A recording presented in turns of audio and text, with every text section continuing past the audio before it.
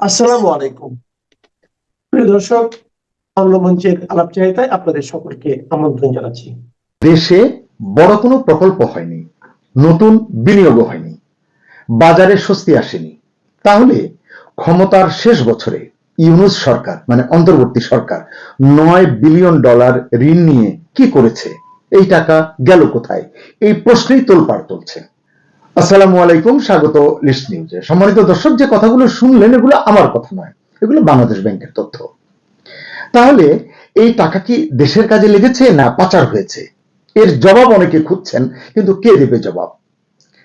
ইউনূসের নামে যারা সব সময় এক ঢোক পানি বেশি খান, তারা তো বগল বাজিয়েছিলেন, বলেছিলেন ইউনূসের হাত ধরে বাংলাদেশ উঠে যাবে সপ্তম আসমানে, মানে সাত আকাশে। বাংলাদেশের মানুষের দুঃখ কষ্ট সব ভ্যানিশ হয়ে যাবে, মানে হারিয়ে যাবে, শূন্যে চলে যাবে। কিন্তু ইউনূসের 18 মাসের শাসনের ক্যারিকেচার যদি আপনি দেখেন, আপনি দেখবেন এই সময়ের অর্থনীতির দিকে যদি আপনি তাকান, আপনি দেখতে পাবেন প্রতিটি সূচক, প্রতিটি পরিসংখ্যান, অর্থনীতির বলেন, সামাজিক নীতির বলেন, কেবলই হতাশার চিত্র সামনে তুলে ধরবে। এবং এই সময়ে মানে ইউনূসের এই 18 মাসে প্রবৃদ্ধি কমেছে, মূল্যস্ফীতি কমেনি বা নিয়ন্ত্রণে আসেনি, বাজারেও আমরা স্বস্তি আসতে দেখিনি, অর্থাৎ আসেনি। অর্থাৎ মানুষের জীবনে কোনো ইতিবাচক পরিবর্তন হয়নি। এজন্যই প্রশ্ন, তাহলে এই $9 বিলিয়ন কোথায় গেল? রিজার্ভ নিয়েও প্রশ্ন আছে, এখানে সেখানে প্রশ্ন ওঠে। কিন্তু 2024 সালের জুলাইয়ে যে পরিমাণ রিজার্ভ ছিল, কেউ বলেন 23 বিলিয়ন, কেউ বলেন 27 বিলিয়ন, ইউনূস ক্ষমতা নেওয়ার পর কয়েক মাসেই সেটা নেমে আসে। স্বাভাবিক, বিল পরিশোধ করা হয়েছে, নেমে গেছে, তারপর আবার এটা বাড়তে শুরু করেছে। কিন্তু কিভাবে বেড়েছে? এটা কি নিজের অর্থনীতির শক্তিতে বেড়েছে, নাকি ঋণ এবং বাইরে থেকে আসা টাকার উপর ভর করে বেড়েছে? এই প্রশ্ন এখন তুলছেন অনেকে। শুভঙ্করের আরেকটা ফাঁকির কথাও শোনা যাচ্ছে, বিপুল অঙ্কের বকেয়া বিল বা আনপেইড লায়াবিলিটিসও নাকি আছে এখানে। কেউ বলছেন $14 বিলিয়ন। তাহলে এই বকেয়া বিলগুলো পরিশোধ করলে রিজার্ভের চিত্র কি এটাই থাকতো, যেটা দেখিয়ে এখনো অনেকে বগল বাজাচ্ছেন? তাহলে একদিকে $9 বিলিয়ন নতুন ঋণ, অন্যদিকে বকেয়া বিল, এই দুটোকে যদি একসাথে রাখেন, তাহলে কি প্রশ্ন করা যায়, আমাদেরকে কি আসল অর্থনৈতিক শক্তি দেখানো হয়েছিল, নাকি ম্যানেজড চিত্র দেখানো হয়েছে বা দেখানোর চেষ্টা চলছে? ইউকে ভিত্তিক স্বনামধন্য অর্থনীতিবিদ মামুনুর রশিদ কিছুদিন আগে একটা অভিযোগ করেছেন। সেই অভিযোগে এক চাঞ্চল্য সৃষ্টি হয়েছে, তোলপাড় হয়েছে। কি করেছেন তিনি? বলেছেন ইউনূস সরকার গত 17-18 মাসে জনগণের $200 বিলিয়ন আত্মসাৎ করেছে। অনেকের মাথার চুল খাড়া হয়ে গেছে তার এই তথ্য শুনে। কেউ মেনেছেন, কেউ মানেননি। তবে তিনি এর ব্যাখ্যা দিয়েছেন তার মতো করে। কে মানবেন না মানবেন, এর যে প্রতিবাদে কেউ তথ্য ভিত্তিক পরিসংখ্যান ভিত্তিক কোনো জবাব দিয়েছেন আমি দেখিনি। যদি দিয়ে থাকেন, কেউ দয়া করে আমাকে এই ভিডিওর কমেন্ট বক্সে শেয়ার করতে অনুরোধ করছি। মামুন রশিদ বলেছেন যে এই অঙ্কের মধ্যে যে ফিগারটা তিনি বলেছেন, প্রকল্পের বর্ধিত ব্যয়, অপ্রকাশিত ঋণ এবং জাতীয় সম্পদের সরাসরি লুটপাট অন্তর্ভুক্ত রয়েছে বলে অভিযোগ করেছেন, এবং এই অর্থের একটি বড় অংশ ইতিমধ্যে দেশ থেকে পাচার করা হয়েছে বলে মামুন রশিদ সরাসরি অভিযোগ তুলেছেন। এদিকে আমরা দেখেছি যে ইউনূস সরকার আসলে ক্ষমতায় থাকাকালে আগ্রাসী ঋণ গ্রহণ করেছে। জনাব রশিদের মতে শেখ হাসিনা সরকারের শেষ বছরের তুলনায় অভ্যন্তরীণ ঋণ 31% বাড়িয়েছে ইউনূস সরকার।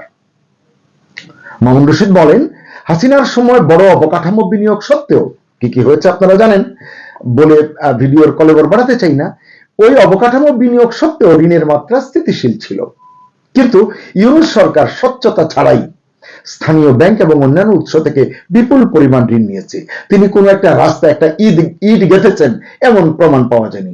ঢাকা সিলেট মহাসড়কের কথা আপনারা চিন্তা করুন, বৃষ্টি হচ্ছে এখন, সেখানে ধান রোপণ করলে সহজেই বাম্পার ফলন হতে পারে। এরকম অনেক জায়গায় কোথাও তিনি এইসব জায়গায় মনোযোগ দেননি, নজর দেননি, হাত দেননি। মামুন রশিদ বলেন, ইউনূস সরকার জুলাই থেকে ডিসেম্বর 2025 মানে এই 6-7 মাসে এই সময়ে অভ্যন্তরীণ ঋণের পরিসংখ্যান গোপন রেখেছে। এবং এটা কিভাবে রেখেছে? বাংলাদেশ ব্যাংকই নাকি এই পরিসংখ্যান প্রকাশ করা তখন বন্ধ রেখেছে। কার নির্দেশে রেখেছে সহজেই অনুমান করা যায়। ফলে জনসাধারণ প্রকৃত ঋণের পরিমাণ তখন জানতে পারেননি। এই ইচ্ছাকৃত গোপনীয়তার কোনো ব্যাখ্যা মোহাম্মদ ইউনূস দেননি, তার গভর্নর হাসান মনসুর দেননি, বা তার অর্থ উপদেষ্টা সালেউদ্দিন আহমেদও দেননি। কথিত আত্মসাতের কিছু উদাহরণ, নির্দিষ্ট কিছু উদাহরণ দিয়েছেন মামুন রশিদ।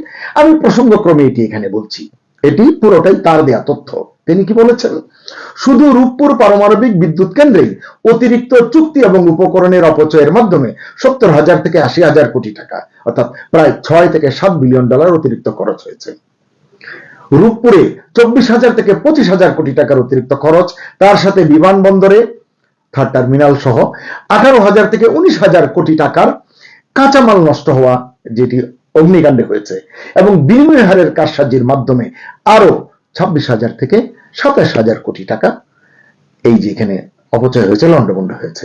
একই ধরনের অতিরিক্ত ব্যয় মেট্রো রেল প্রকল্পে 16,000 থেকে 17,000 কোটি টাকা অতিরিক্ত, যে সংখ্যাটি তিনি দিয়েছেন, এবং অন্যান্য অবকাঠামো প্রকল্পেও ঘটেছে, যা মোট ওই যে 200 বিলিয়ন ডলার বলেছেন যেটা আত্মসাৎ হয়েছে, পাচার হয়েছে, তিনি বলছেন এই ফিগারগুলো ওই 200 বিলিয়ন ডলারের অঙ্কে অবদান রেখেছে।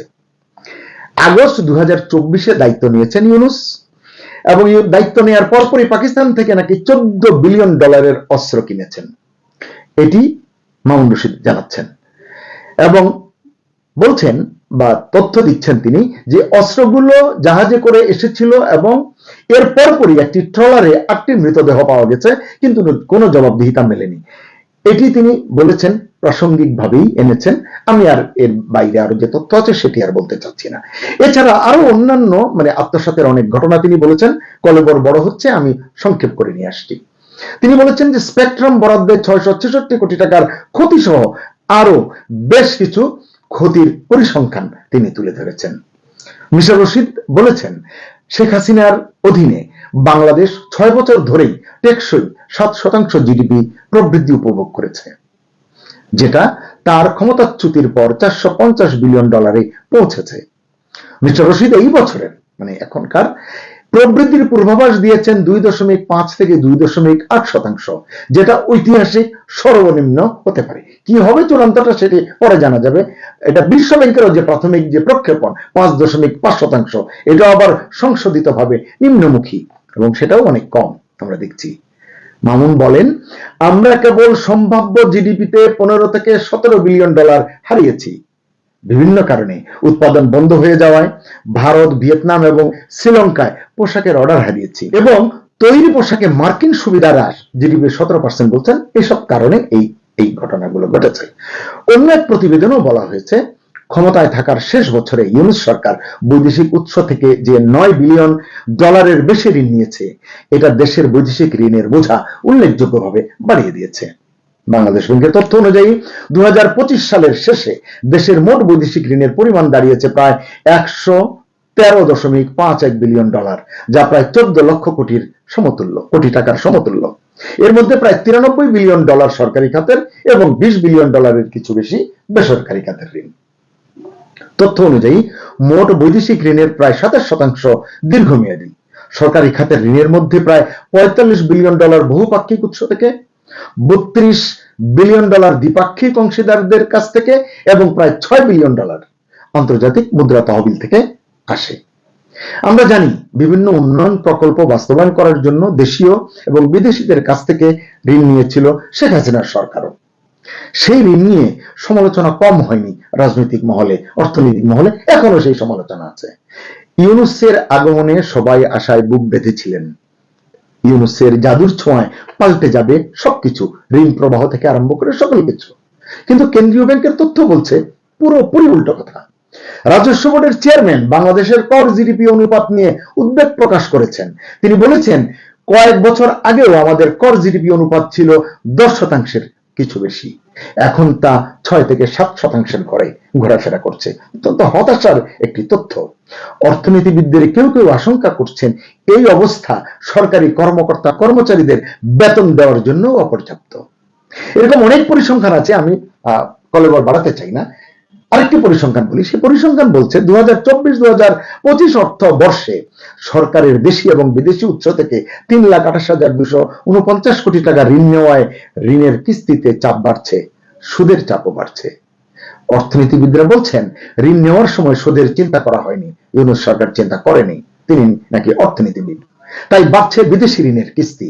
অনেকে আমার কথা শুনে হয়তো ক্ষুব্ধ হবেন, আমি একজন সাধারণ মানুষ, আমি তার মতো এরকম আন্তর্জাতিক একজন সেলিব্রিটিকে নিয়ে এইভাবে কেন কথা বলছি। ভাই, আপনারা পরিসংখ্যানগুলো নিয়ে কথা বলুন, বিশ্লেষণ করুন, তাকে ডিফেন্ড করুন, কোনো সমস্যা নেই। অন্যদিকে অভ্যন্তরীণ ঋণও বাড়ছে। বিশেষজ্ঞরা বলছেন যদি এভাবে ঋণ বাড়তে থাকে তাহলে ঋণে ডুবে যেতে পারে বাংলাদেশ।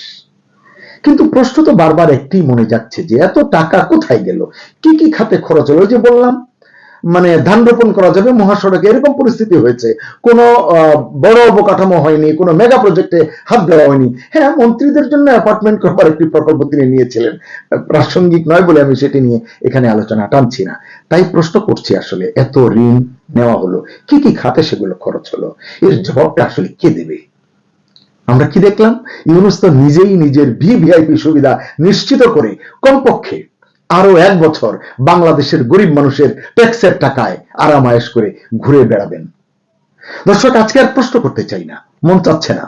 আপনারা আপনাদের মতো আপনাদের মতামত জানাতে পারেন এই বিষয়ে, পক্ষে বিপক্ষে আপনাদের যা আছে আপনাদের প্রাপ্ত তথ্যের ভিত্তিতে কথা বললে আমাদের জন্য পরে কাজ করতে সুবিধা হবে। আচ্ছা, এতগুলো বাচ্চা, শয়ে শয়ে বাচ্চা যে মারা যাচ্ছে, শিশু 6 মাস থেকে প্রায় 2-2.5 বছর পর্যন্ত হামে মারা যাচ্ছে, এখনো পর্যন্ত সরকারের পক্ষ থেকে কোন রকম বিবৃতি আপনারা শুনেছেন? গঠনমূলক বিবৃতি অথবা কোনো তদন্তের আদেশ, তদন্ত কমিশন হোক, কেন হচ্ছে না? কারণ সব গাঁটসাট বাঁধা। আজকে আমি যা বলবো তাতে যদি বিএনপি সরকার এবং ইউনূস যদি মনে করে যে আমার নামে গভর্নমেন্ট অফ ইন্ডিয়ার কাছে আমার বিরুদ্ধে অভিযোগ করবে, তাহলে করতে পারে, কারণ আমার কাছে সলিড তথ্য প্রমাণ আছে। আমি আপনাদের বলি, কেন সরকার কোনো কথা বলছে না, আর কেনই বা এখন কালের কণ্ঠে হঠাৎ করে এই সমস্ত ইউনূসের বিরুদ্ধে বেরোতে আরম্ভ করলো? কেনই বা রাষ্ট্রপতি হঠাৎ মুখ খুললেন? আমি সবটাই বলবো। এগুলো আপনারা সব শুনেছেন, আমি সব বলেছি, তখন আপনারা কেবল আমাকে গালি দিয়েছেন। কিন্তু এখন আপনাদের পত্রিকায় সব একটা একটা করে বেরোচ্ছে। আমি শুধু আপনাদের একটু স্মৃতি উস্কে দিই, তার মধ্যে নতুন খবর যেটা আছে সেটা প্রথমে বলি, যে শিশু মৃত্যু নিয়ে সব কেন চুপ। এটা শেখ হাসিনা এটা করে গেছিলেন। এখন যে কোম্পানি এই টিকা দিত, তৈরি করত, সেই কোম্পানিকে ইউনূস বাদ দিয়ে দেন। বাদ দিয়ে তিনি বাংলাদেশের একটি কোম্পানির সঙ্গে মানে গাঁটসাট বেঁধে নেন। গাঁটসাট বাঁধেন কি? সেই টাকা ছাড়া কিছু বোঝেন না। উনি যে টাকাটা নিয়েছেন সেটা হচ্ছে 128 কোটি টাকা।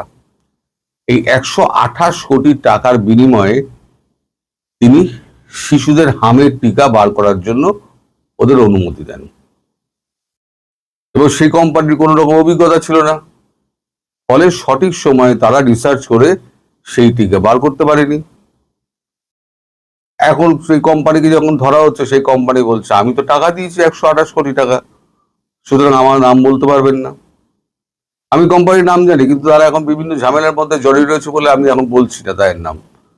যদি বেশি বাড়াবাড়ি করে তাহলে ওই নামটিও বলে দেবো, যে ওষুধ কোম্পানিটি এই 128 কোটি টাকা ঘুষ দিয়েছিল।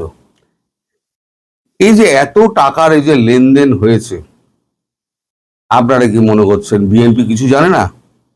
বিএনপি সব জানে, এবং ভাগের টাকা সবার পকেটে গেছে। বিএনপি নেতাদের পকেটে গেছে এবং ইউনূসের পকেটে গেছে, ইউনূসের দোসর যারা আছে তাদের পকেটেও গেছে। এই যে 128 কোটি টাকা, এটাও কিন্তু বিএনপি সরকারের মন্ত্রীদের এবং যারা রয়েছে, সহযোগী রয়েছে, তাদের কাছে গেছে, যারা ব্যাপারটা জানে। আমি একটু আপনাদের এখানে বলি, সেটা হচ্ছে, আমি একবার প্রথম বলেছিলাম যে আপনাদের এই যে বাংলাদেশে এখন ভারত এবং আমেরিকার মধ্যে একটা ওভারল্যাপিং সিস্টেমে কাজ হচ্ছে, মানে এ ওরটা দেখবে ও ওরটা দেখবে। তো ওভারল্যাপিং সিস্টেমে কাজ করতে গিয়ে তখন ইউএস থেকে তখন রাষ্ট্রপতিকে বলা হয় যে আপনি এবার মুখ খুলুন, ইউনূসের বিরুদ্ধে মুখ খুলুন। রাষ্ট্রপতি তৎক্ষণাৎ একদম কাগজে একটা পরিষ্কার একটা ইন্টারভিউ দিয়ে দিলেন। ইন্টারভিউতে তিনি একেবারে ইউনূসকে একেবারে জামা কাপড় খুলে দিলেন।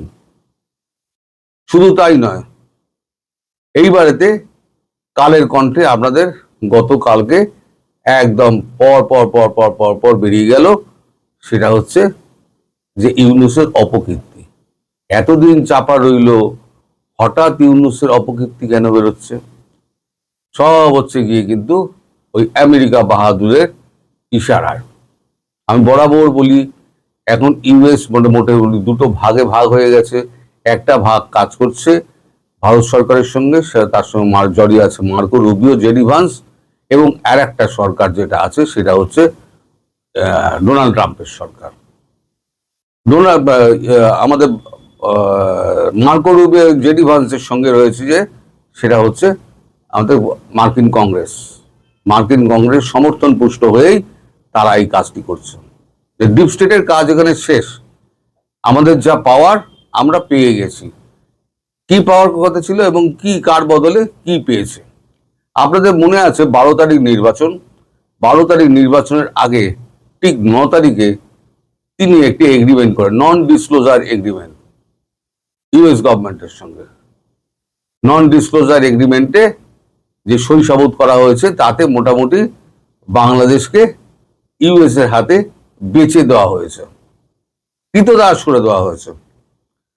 ওখানে $12 বিলিয়ন একটা লেনদেন হয়েছে। $12 বিলিয়ন ইউনিসের সঙ্গে ইউএস এর $12 বিলিয়ন একটা চুক্তি হয়েছে। এই যে চুক্তি, এই চুক্তিটা পরে সবাই স্বীকার করেছে, আমরা জানতাম। পরে তো সবাই স্বীকার করলো এই চুক্তি আমরা জানতাম। জামাত জানতো কিনা এই 12 বিলিয়নের ব্যাপারটা, সেটা সম্পর্কে আমি কিছু বলবো না, কারণ আমি জানি না জামাতের ব্যাপারটা, আমি জানি না। কিন্তু বিএনপি সরকার, তারেক রহমান এবং এই মির্জা ফিরজা সবাই জানে। আর যিনি স্বরাষ্ট্রমন্ত্রী হয়েছেন তিনি বড় বড় কথা বলছেন, তিনিও জানেন। সবার পকেটে টাকা ঢুকেছে, কেউ বাদ নেই। এই 12 বিলিয়ন কেউ বাদ নেই, দিয়ে সমস্তটা তুলে দেওয়া হয়েছে ইউনূসের কাছে। মানে বাংলাদেশটাকে তুলে দেওয়া হয়েছে আমেরিকার কাছে। আচ্ছা, ইউনূস কি করেছে? আমি সময় সময় বলেছি, আপনাদের স্মৃতি উস্কে দিই। তখন তো আমার অনেক বাজে কথা বলেছিলেন। যেমন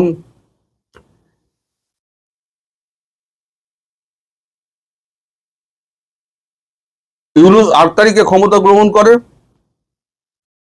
ক্ষমতা গ্রহণ করার পর আপনার গ্রামীণ কল্যাণ ট্রাস্টের 1043 কর ফাঁকি, পাশাপাশি 666 কোটি টাকা কর মুকুবের ব্যবস্থা করে নেন একদম ঘরে, মানে গদিতে বসার সঙ্গে সঙ্গে। তাছাড়া তার বিরুদ্ধে শাস্তিযোগ্য যে সমস্ত অপরাধগুলো ছিল তার মধ্যে 7টা ছিল যার শাস্তি ঘোষণা হয়ে গেছিল। সেগুলো সমস্ত তিনি বিশ্বের প্রথম ব্যক্তি যিনি নিজের শাস্তি নিজে মুকুব করেছেন। মানে অবিশ্বাস্য দ্রুতগতির সঙ্গে আপনার ওই মানব পাচার, যেটা রিক্রুটিং এজেন্সি যেটা আছে, সেটার সাইন হয়ে বেরিয়ে আসে। অথচ অনেক কোম্পানি লাইন দিয়ে পড়ে রয়েছে, তারা কিন্তু পায়নি। এই রিক্রুটিং এজেন্সির সমস্ত লোকজন মানে বিভিন্ন দেশে পাঠানোর জন্য তিনি কিন্তু বিভিন্ন দেশে ঘুরে বেড়াতেন এবং বিভিন্ন কোম্পানির সঙ্গে সিইওদের সঙ্গে তিনি বৈঠক করতেন যে আমি বাংলাদেশ থেকে লোক পাঠাবো। ওনার টোটাল একটা হিসেব একটা পেয়েছিলেন, সেটা হচ্ছে 1043 না, 1043 নয়, 7440 জনের একটা তালিকা ওনার তৈরি ছিল। তার মধ্যে মাত্র 146 জনকে উনি পাঠাতে পেরেছেন, বাকিদের পাঠাতে পারেননি। কারণ তার মধ্যেই আভ্যন্তরীণ গন্ডগোল লেগে গিয়েছিল, অন্য কোম্পানিগুলো আর নিতে সাহস পায়নি। এরপরে আছে গ্রামীণ ট্রাস্টের শপথ গ্রহণের, ঠিক যখন শপথ গ্রহণ হচ্ছে সেই সময় তার আগে দেখলেন না যে তিনি সমস্ত ট্রাস্টের পদ থেকে তিনি পদত্যাগ করলেন। আমি সেদিনই বলেছিলাম এই পদত্যাগ হচ্ছে নাটক। তিনি আবার সরকারে বসে তিনি আবার ওখানে জয়েন করবেন। আমার কথা কিন্তু সত্যি হয়েছিল, তিনি সরকারে বসে আবার সেখানে জয়েন করেছিলেন। তখন আপনারা বলেছিলেন সমস্ত আমি বাজে কথা বলছি।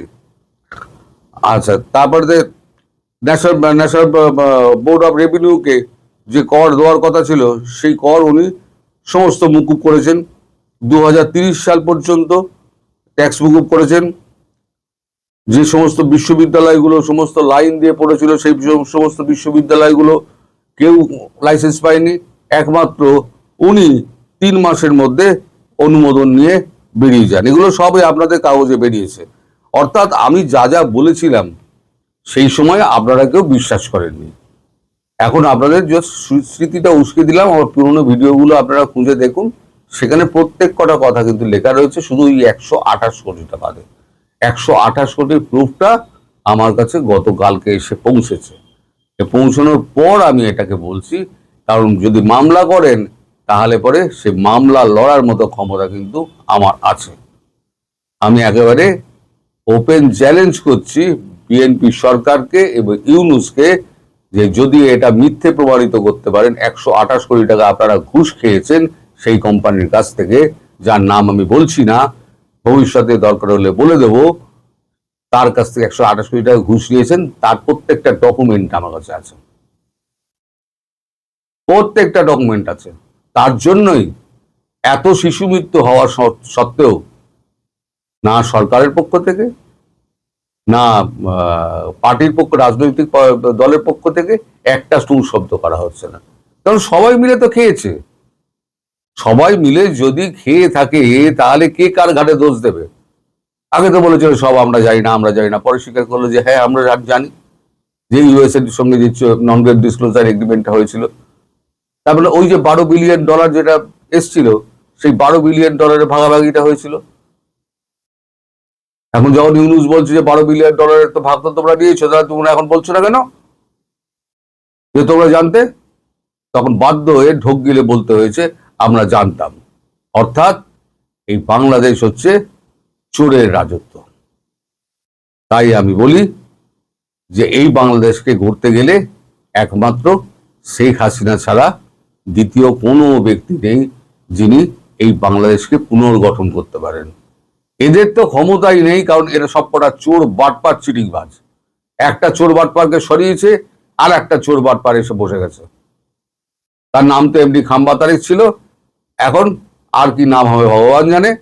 তিনি এখন খাল কেটে বেড়াচ্ছেন আর দেশের শিল্পের উন্নতির কথা বলছেন না, শিক্ষার কথা বলছেন না, চিকিৎসা ব্যবস্থার কথা বলছেন না, শিশু মৃত্যুর কথা বলছেন না। উনি কেবল এদিক ওদিক বকে যাচ্ছেন। ওনার যে সমস্ত এজেন্ডা আছে, যারা 2001 সালে তার উপরে অত্যাচার করেছিল 1-6, সেই সময়তে যা হয়েছিল সেই সময়তে তার প্রতিশোধটা উনি এখন নিচ্ছেন। উনি কাজের কাজ কিছু করছেন না। এইভাবে চলতে থাকলে ভারতবর্ষ চুপ করে বসে থাকবে না, আর শেখ হাসিনাও চুপ করে বসে থাকবেন না। শেখ হাসিনা ভেতরে ভেতরে সব জানেন, সব উনি দেখছেন, এবং ভেতরে যে পর্দার আড়ালে কত খেলা চলছে আপনারা কেউ বুঝতে পারবেন না। আমি সবটা জানিও না, আর জানলেও বলার মতো জায়গায় আমি নেই, সুতরাং আমি এই নিয়ে কোনো মন্তব্য করব না। তবে শিশু মৃত্যু নিয়ে একটা তদন্তের কথা, তদন্ত কমিশনের কথা অন্তত যদি বুকে হাত ঠুকে, যদি পয়সা না খেত বুকে হাত ঠুকে বলতে পারতো আজকে আমরা একটা তদন্ত কমিশন করছি যারা শিশু মৃত্যুর তদন্ত করবে। বলবে না এরা, কারণ নিজেদের পকেট গরম হয়েছে। এখন 10% আর 20% কমিশন নাই, এখন আধা-আধি 50-50, 50-50% এ হয়। জামাতে একটা আইডিওলজি আছে, তারা আইডিওলজির পেছনে দৌড়ায়, তারা টাকা খরচা করে, তারা কিন্তু টাকা ঝাড়ে না। আর এরা হচ্ছে ছাড়া পার্টি, পুরো ছেড়ে ফাঁক করে দিচ্ছে বাংলাদেশকে। আরো কত টাকা মারবে ভগবান জানে। সবাই ভালো থাকবেন, সুস্থ থাকবেন এবং সাবধানে থাকবেন। নমস্কার।